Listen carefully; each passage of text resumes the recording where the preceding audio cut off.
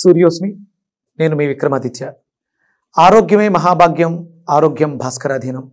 ఆదివారం మద్యం మాంసం మైదనం వద్దు, ఆరోగ్యం ఐశ్వర్యం ముద్దు. మీరు ఆచరించండి, 10 మందిని ఆచరింపచేయండి. ఆచరించండి, ఆరోగ్యవంతులుగా ఉండండి. ఆచరించండి, ఐశ్వర్యవంతులు కండి. ఆచరించండి, ఆనందంగా జీవించండి. సూర్యోస్మి. నమస్తే, నేను మీ కుప్ప పద్మిని. ఇన్నాళ్ళు మీ సపోర్ట్ ని నాకు అందిస్తూ, మీ ప్రేమని నాకు అందిస్తున్న ప్రతి ఒక్కరికి కృతజ్ఞతలు. ఇప్పుడు చూడబోతున్న ఈ వీడియో కూడా ఖచ్చితంగా మీకు ఉపయోగపడుతుంది. లైక్, షేర్ అండ్ సబ్స్క్రైబ్ చేసి మీ ఇష్టాన్ని అలాగే మీ సపోర్ట్ ని నాకు అందించండి. అలాగే ఈ వీడియో పట్ల మీ అభిప్రాయాన్ని కమెంట్ సెక్షన్ లో కమెంట్ చేసి నాకు తెలియజేయండి. నమస్తే, వెల్కమ్ టు అవర్ ఛానల్. నేను పద్మిని. ప్రస్తుతంతో పాటు ప్రముఖ ఆధ్యాత్మికవేత్త, సూర్య ఉపాసకులు, sun spiritual society founder Vikramaditya గారు మనతో పాటు ఉన్నారు. మాట్లాడదాం. సార్ నమస్తే. సార్ సూర్యోస్మి. సార్, డిసెంబర్ మాసం వచ్చేస్తోంది. చలేంటి సార్ ఇలా చంపేస్తుంది. కార్తీక పౌర్ణమి నాడు తిట్టుకున్నాం, ఏమిటి అసలు ఇది కార్తీక మాసమేనా, చల్లేదు గిల్లేదు అని తిట్టుకుంటే నెక్స్ట్ డే నుంచి అన్నురా చూస్తారా నా ప్రతాపం. ఇంకా దారుణంగా ఉంటుంది. ఎందుకంటే పర్యావరణాన్ని మనం చాలా పాడు చేసేసాం. అది వేడికే కాదు, చలికి కూడా ప్రభావం. అసలు ఋతువులు మొత్తం కూడా ఇబ్బంది పడతాయి. అంటే మనం ఎలా తీసుకుంటున్నాం? వేడి సూర్యుడు నుంచి తీసుకోవాలి. ఎండలు బాగా ఎక్కువగా ఎందుకు వస్తున్నాయి? ఓజోన్ పొర ఇది అవ్వటం వల్లే. అలాగే మనం మరి చలి, ఆయన దూరంగా ఉన్నాడు, ప్రకృతి నుంచి వచ్చేదే కదా ఇదంతా కూడా.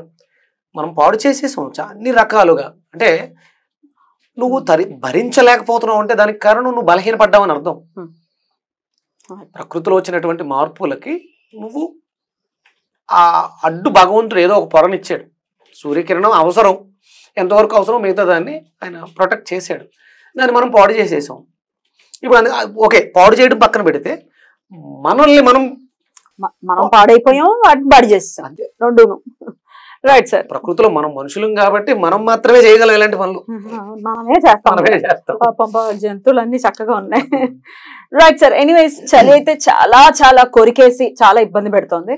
ఇంకా దారుణంగా ఉంటుంది అని అంటున్నారు కాబట్టి ఇంచుమించు ఫెబ్ వరకు కూడా ఇదే పరిస్థితి ఉంటుంది అనుకో. ఈ సమయంలో మనం అంటే సహజంగా కాశీ వెళ్తే అద్భుతంగా ఉంటుంది. ప్రతి సంవత్సరం డిసెంబర్ నెలలో కాశీ వెళ్తాను. చాలా ఎక్కువ చల్లగా ఉంటుంది, విపరీతంగా చల్లగా ఉంటుంది. గంగా స్నానం కోసమే వెళ్ళాలి. ఊరికే కాశీ ఆ సమయంలో వెళ్ళి లాభం ఏంటంటే ఈ సమయం ఉంటుంది, అది మనకి మార్గశీర్ష మాసం కదా, డిసెంబరు. అందులోనూ గోచారం తీసుకుంటే ఇది మనకి ధనుస్సు రాశికి సంబంధించింది. సహజ నవమ స్థానం. మనం పూర్వ పుణ్యాన్ని తెచ్చుకోవచ్చు. గురువు అంటే ఒక దాంట్లో అభివృద్ధి చెందాలంటే ఇవన్నీ చెయ్యాలి. బ్యూటిఫుల్. మరి ఒక వెజిటబుల్ థెరపిస్ట్ గా చెప్పండి, డిసెంబర్ మాసం మరి స్టార్ట్ అయిపోయింది కాబట్టి ఎటువంటి ఆరోగ్య సమస్యలు వచ్చేటటువంటి పరిస్థితి డిసెంబర్ మాసంలో ఉంటుంది, ఎట్లా దాని నుంచి అధిగమించడం కోసం ఏ వెజిటబుల్ ని ఖచ్చితంగా మనం విరివిగా వాడుకోవాల్సి ఉంటుంది? చలి ఎక్కువగా ఉంది, చలి కొరికేస్తుంది. ఇవి పక్కన పెడితే ఇప్పుడు వచ్చే మేజర్ ప్రాబ్లమ్స్ చెప్పండి. రెస్పిరేటరీ ప్రాబ్లమ్స్ ఖచ్చితంగా ఉంటాయి. అంటే ఊపిరికి సంబంధించి జలుబులు ఇట్లాంటివి. జలుబు కాదు కానీ ముక్కు దిబ్బడ అదే, లేదా ముక్కు కారిపోవటం ఇట్లాంటివి కామన్ గా ఉంటాయి. ఈ చర్మానికి సంబంధించి పగిలిపోవటం విపరీతంగా. ఇంకేముంటాయి? మీతో జర్నీ వచ్చారు, పెద్దగా ఆరోగ్య సమస్యలు రావట్లేదు. ఆరోగ్య సమస్యలు ఏమి బాధించట్లేదు. ఇంకేముంటాయి? మోకాళ్ళ నిప్పులు పెరిగిపోతాయి. అవునా? ఇక్కడ అంటే నేను ఇంకా రీసెర్చ్ చేయాలి. అగస్త్యుల వారి ప్రభావం ఎక్కువగా ఉంటుందంట అనుకుంటాను నేను. ఎందుకంటే ఆయన అగస్త్యుల వారికి మీరు వినే ఉంటారు కదా, ఆయన శుభ్రం సముద్ర జలాల్ని తీసేసుకున్నారు లోపల. అంటే ఇప్పుడు ఈ మాసంలో భూమికి దగ్గరగా ఆయన వస్తాడట. ఆ నక్షత్రం రావడం వల్ల ఏమవుతుందంటే నీరంతా ఎవాపరేట్ అయిపోతుంది, తీసేసుకున్నాడు. మనం కూడా డిహైడ్రేట్ అవుతాం. అంటే సహజంగా అందరూ ఎండాకాలం నీళ్ళు ఎక్కువ తాగాలి అనుకుంటారు, కాదు శీతాకాలం నీళ్ళు ఎక్కువ తాగాలి. ఎందుకంటే మనకు తెలియకుండానే అది అంటే బయట టెంపరేచర్కి బ్యాలెన్స్ చేయడం కోసం శరీరం ఉష్ణోగ్రతను పెంచేసుకుంది. అందుకని ఏమవుతుంది, లోపల ఉన్నటువంటి జలం అంతా కూడా ఆవిరైపోతుంది. కానీ మనకి దాహం ఇదే. ఇక్కడ దాహంతో సంబంధం లేకుండా, అంటే మామూలుగా మీరు నీళ్ళు ఎక్కువ తాగండి అని చెప్తూ ఉంటాం కదా మేము, ఇన్ని లీటర్లు అని. ఇక్కడ దాహంతో సంబంధం లేకుండా ఆరారా వేడి నీళ్లను తాగాలి. గోరువెచ్చటి నీళ్లు అంటే నీటిని బాగా మరగబెట్టి మీరు 1 లీటర్ 1/2 లీటర్ అవ్వాలి. ఇది ఔషధం అవుతుంది ఇక్కడ ఈ నెలలో. ఇక్కడ వచ్చే ప్రధానమైనటువంటి సమస్య ఏంటంటే ఎముకలకి సంబంధించినటువంటి సమస్యలు ఎక్కువ వస్తాయి. ఎముకలు అంటే కేవలం బోన్స్ ఒక్కటే కనిపిస్తాయి, కనపడవు కదా, దాని చుట్టూ ఉన్నటువంటి ఫ్లెష్ ఇవన్నీ కూడా ఒక బ్యాగ్ లో ఉంచబడాలి. చర్మము అనే వ్యవస్థ అనేది ఒక సంచి. ఈ తోలుతిత్తులో ఎముకల గూడు ఉంది, దాని చుట్టూ ఇక రకరకాల ఆర్గాన్స్. అంటే ఏదైనా స్టోర్ చెయ్యాలి, నిల్వ ఉంచాలి, బాగుంచాలి అంటే ఈ తోలుతిత్తు బాగా పనిచేయాలి. దీనికి కావాల్సింది పదార్థాన్ని మనం విరివిగా ఎక్కువగా తీసుకుంటూ, అది ఎందులో ఉంటే బాగుంటుంది, ఒక జలం, వాటర్, అది ఔషధీకృతమై ఉండాలి. అందుకని నీటిని మరగబెట్టడం వల్ల 50% మరిగిపోవాలి. 50% మరిగిన దాన్ని మనం దాంట్లో ఒక 50% normal water, room temperature water, ఇది ఆరారా తాగుతుండాలి. అంటే బాగా మరిగిపోయింది అంటే టెంపరేచర్ అయితే పెరిగింది, జలం తగ్గింది, సూక్ష్మీకరించబడింది. అంటే లీటర్ నీళ్లు 1/2 లీటర్ క్వాంటిటీకి వచ్చినాయి. అంటే 1/2 లీటర్ నీళ్ళు తాగితే లీటర్ తాగినట్టే. అంటే ఆవిరైపోయింది అని అనుకుంటున్నాం మనం. కానీ ఇక్కడ మళ్ళీ మనం ఒక 1/2 లీటర్ రూమ్ టెంపరేచర్ వాటర్ని కూడా కలుపుతున్నాం.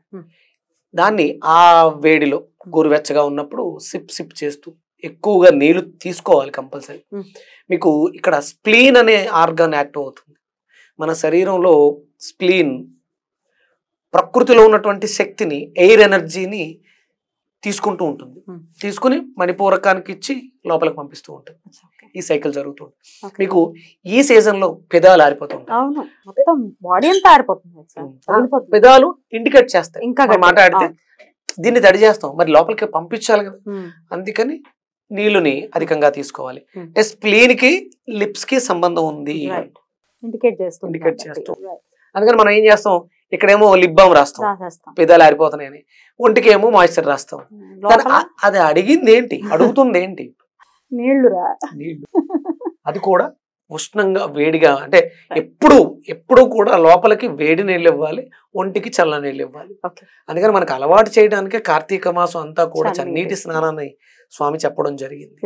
మరి ఇంకోటి ఉందిగా, వాటర్ చెప్పా, వెజిటేబుల్ అద్భుతం, ప్రకృతిలోనే అత్యంత అద్భుతం. ఒక బ్యాగ్ అమ్మ, వాటర్ ని దాచి ఉంచే బ్యాగ్, అది కొబ్బరికాయ కింద నుంచి పట్టుకెళ్ళి దాస్తుంది పైన. ఒక అద్భుతమైనటువంటి తెల్లటి పదార్థం మనస్సు. ఆ మనసు మధ్యలో ఉండేటువంటి ఉప్పుగా ఉంటాయి, తీతీగా ఉంటాయి కొబ్బరి నీళ్లు. ఆ పదార్థాన్ని అంటే కొబ్బరిని బాగా తీసుకోవాలి. ఈ నెల ఈ మార్గశీర్ష మాసం అంతా కూడా లక్ష్మీ పదం. మీకు డబ్బులు కావాలి కదా, మీరు ఏ పని చేసినా సక్సెస్ అవ్వట్లేదు, మీరు విజయాలు సొంతం చేసుకోలేకపోతున్నారు, మీకు ఎంతో నాలెడ్జ్ ఉన్నా ప్రజెంట్ చేయలేకపోతున్నారు, మీరు అభివృద్ధి సాధించలేకపోతున్నారు, రోజుకు ఒక కొబ్బరికాయ మీకు దగ్గరలో ఉన్న శివాలయంలో కొట్టి శివుడి చుట్టూ ప్రదక్షిణ చేసి మార్గశీర్ష మాసంలో ఆ ప్రసాదాన్ని తీసుకొచ్చి ఎవరికి పెట్టకుండా మీరే తినేది. ఒకటే చెప్పైనా ఒకటే ఇస్తారు, లేదు వీలైతే తెచ్చేసుకోండి, ఇంటిల్లిపాది అందరూ తినండి. పిల్లలు విద్యలో అభివృద్ధి చెందుతారు. వాళ్ళలో నిగూఢంగా ఉన్నటువంటి సబ్జెక్ట్ అంటే ప్రతిదీ ఇంతకు ముందు చదివేసామమ్మా, లోపల ఉంది, దాన్ని బయటకు తీయడానికి రివ్యూస్ అంతే. మనకు స్కూల్కిలో జాయిన్ అయ్యామంటే రివ్యూ. తెలియని పదార్థాన్ని మాటలు రాని వాడికి మీరు మాటలు చెప్తే అర్థం అవుతాయా, రావు. అంటే మోగగా ఉన్నాడంటే లోపల ఏమీ లేదు, ఎంటీగా ఉన్నట్టు అర్థం. వాడికి అవన్నీ నేర్పించుకుంటూ వస్తే ఆ పరిణితి చెందు. అందుకని యూనివర్స్ లో ఏదైతే ఉందో నాలో ఉంది, నా డిఎన్ఏ నుంచి కదా నా బిడ్డ పుట్టింది. అంటే వాడికి ఏమి నువ్వు కొత్తగా తెలియని ఏం చెప్పట్లా, తెలిసిన విషయాన్ని గుర్తు చేస్తున్నావు. ఆ డిఎన్ఏ మన తాత ముత్తాతలు సాధించిన ఇవన్నీ లోపల ఉన్నాయి. అందుకని ఆ బిడ్డకి ఇది హెల్ప్ అవుతుంది. అందరూ కొబ్బరిని విరివిగా తీసుకోవాలి. మనకి భారతదేశంలో చాలా విరివిగా, అంటే అసలు తూర్పుగోదావరి పశ్చిమ గోదావరి జిల్లాలో చెప్తానే కోనసీమ అంటారు, కొబ్బరి సీమ, విపరీతమైనటువంటి కొబ్బరి. మీరు అడవుల్లో ఎక్కడన్నా తప్పిపోతే మాక్సిమం అంటే కొబ్బరి చెట్లు చూపిస్తారు బ్రతకటానికి. కొబ్బరి తినొచ్చు అంటే ఎక్కువ రోజు సస్టైన్ అవడానికి, ప్రాణాన్ని నిల్వ ఉంచడానికి అద్భుతంగా ఉపయోగపడుతుంది. సో కొబ్బరిని ఎక్కువ యూటిలైజ్ చేసుకోవాలి. అది కూరల్లో కూడా మనం ఇంక్లూడ్ చేసుకోవచ్చు, అంటే చాలా వాటిల్లో వేస్తూ ఉంటారు, చిక్కుడుకాయ కూరలో గానీ, గోరు చిక్కుడులో గానీ. చిక్కుడు అంటే చిక్కుడుకు సంబంధించిన దానికి మాత్రమే ప్రధానంగా తీసుకుంటారు. మనం చెప్తాను, నేను కొన్ని సందర్భాల్లో చెప్పా, గోరు చిక్కుళ్ళు, కొబ్బరి, అల్లం, ఆ కాంబినేషన్ చిక్కుడులో అంటే చిక్కుడు ప్రోటీన్ ఎక్కువ ఉంటుంది, యూరిక్ యాసిడ్ పెరుగుతూ ఉంటుంది, దాన్ని ఇది కంట్రోల్ చేస్తుంది. సో తీసుకోవచ్చు. చిక్కుడుకాయలు ఇప్పుడు ఇంకా వస్తాయి, ఇంకా మార్గశిర మాసం, అదే పుష్యమాసం నుంచి ఇంకా స్టార్ట్ అయ్యి, రైట్. సో డెఫినెట్ గా ఈ మాసంలో కొబ్బరిని ఎక్కువ ఇంక్లూడ్ చేసుకోమంటున్నారు కంపల్సరీ. ఎందుకంటే దాంట్లో ఉండేటువంటి మాయిశ్చర్ ఈ పగలేదు కూడా తగ్గుతుంది. మనం పైన పూతలు పెట్టి కాదు, లోపల అంటే కొబ్బరి తీసుకుని, అంటే ఎలా అన్నప్పుడు మరి ఆయిల్ కావాలని నువ్వుల నూనె తాగేస్తాం, వేసల నూనె తాగేస్తాం, కొబ్బరి నూనె కూడా తాగేస్తాం. కొబ్బరి తినాలి అంటే అందులో చాలా ఉన్నాయి. ఒక ఎండ్ ప్రోడక్ట్, కొబ్బరిలోంచి వచ్చే ఎండ్ ప్రోడక్ట్ ఆయిల్. కానీ మనకి A to Z కావాలి. మనం శుభ్రంగా కొబ్బరిని ఆడించి తెలగపిండిని తీసుకెళ్ళేమో పశువులకు పెడతాం, అట్లే బలం, అవి బాగుంటాయి, నిగనిగలాడుతూ మంచి హెయిర్ వస్తుంది. మనం నూనె తాగుతున్నాం, మనకేం రావట్లేదు. ఇంకా పోషకాలు, మిగిలిన పోషకాలు అందులో ఉండిపోయినాయి. అందుకని కొబ్బరిని తినడం ద్వారా ఆ పోషకాలన్నిటి పూర్తిగా మనకు కావలసిన మెటల్స్, హెవీ మెటల్స్, బాడీలో బయట నుంచి వచ్చేటువంటి హెవీ మెటల్స్ అన్నిటిని కూడా బ్యాలెన్స్ చేసేస్తుంది కొబ్బరి. కొబ్బరి మంచిది, కొబ్బరి నూనె కూడా మంచిదే, కానీ మిగతా పోషకాలు కొబ్బరిలో మాత్రమే దొరుకుతాయి, కొబ్బరి నూనెలో దొరకవు. కొబ్బరిని బాగా తీసుకోవాలి, బెల్లంతో పాటు తీసుకోవచ్చు. మనకు అనుసంధానం అలా ఏం చేస్తారు, కొబ్బరి, బెల్లం, ఇంకా సూపర్ అటుకులు కూడా, అవును, మంచి కాంబినేషన్. ప్రసాదంగా పెట్టారు అంటే దాంట్లో సంథింగ్ ఏదో ఉంది, ఇది డివైన్, అది దేవుడి ప్రసాదం అంటే దాంట్లో డివైన్ ఎనర్జీ ఉంది, మంచి ఐరన్, అద్భుతమైనటువంటి ప్రోటీన్స్, కార్బోహైడ్రేట్స్, ఫ్యాట్స్. అంటే ఏదో ఒక ఫుడ్ పిరమిడ్ ఉంటుంది, మీరు డైట్ చేస్తున్నారా, ప్రోటీన్ బాగా తీసుకోండి, కార్బోహైడ్రేట్స్ వదిలేయండి కాదు, కాంబినేషన్ లో పర్ఫెక్ట్ గా అన్ని సమానంగా తీసుకోవడానికి మనకి అంటే మన దేవాలయాలు అద్భుతమైనటువంటి వేదిక్ పాఠశాలలు, స్కూల్, చిన్న పెద్ద అందరికీ తారతమ్యంగా ఒకే రకమైనటువంటి పాఠాన్ని ప్రసాదం రూపంలో, భగవంతుడి రూపంలో, ఆధ్యాత్మికత రూపంలో ఇన్ని కలగలిపి చెప్తూ ఉంటారు. ఇక్కడ అంటే సర్వమత సమ్మేళనం, భిన్నత్వంలో ఏకత్వం, అంటే వయసు తారతమ్యాలు, భిన్నత్వంలో ఏకత్వం, ఒక్కటే మతం భారతదేశం అంటే హిందూ ఒక్కటే, ఇవన్నీ వచ్చినవి, తెచ్చుకున్నవి, వలస వచ్చినవి. ఇది మన దేవాలయ యొక్క సంస్కృతి. అందుకని అక్కడ కొబ్బరికాయ కొట్టడం ఒకటి, అరటిపండు పెట్టడం ఒకటి ఎక్కువ చేస్తారు. ఇవి పాజిటివ్ డివైన్ ఎనర్జీని ఇస్తూ ఉంటాయి. ఈ నెల అంతా కూడా